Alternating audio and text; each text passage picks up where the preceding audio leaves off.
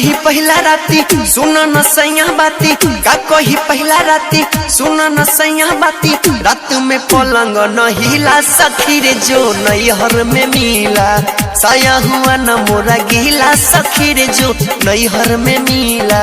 का कोई पहला राती सुना न सैया बाती, का कोई पहला राती सुना न सैया बाती। रात में पलंग न हिला सखी रे जो नैहर में मिला, साया हुआ न मोर गीला सखी रे जो नैहर में मिला।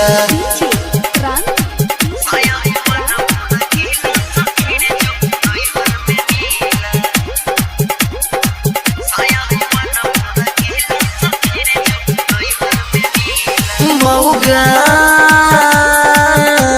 मिला भतरा मिला भतरा मिला भतरा, मौगा मिला भतरा मिला भतरा मिला भतरा।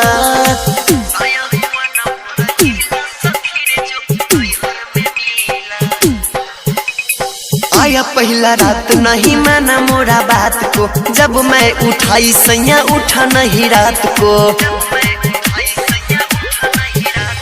आया पहला रात नहीं माना मोरा बात को, जब मैं उठाई सैया उठा नहीं रात को।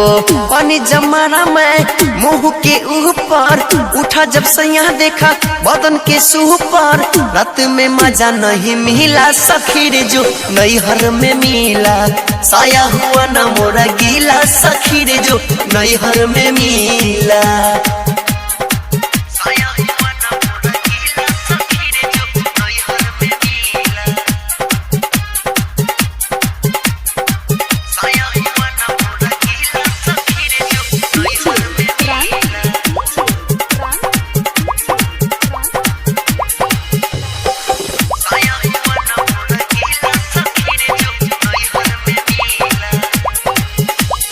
मौगा मिला भतरा सखी रे है अपना, गुजरेगा दिन कैसे देखा है सपना।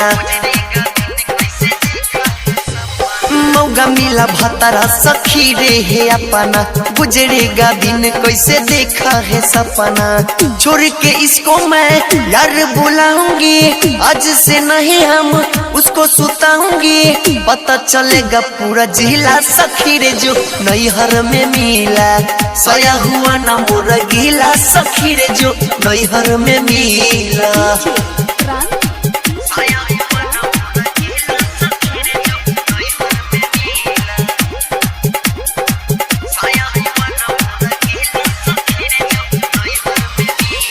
मौगा मिला भतरा मिला भतरा मिला भतरा, मौगा मिला भतरा मिला भतरा मिला भतरा।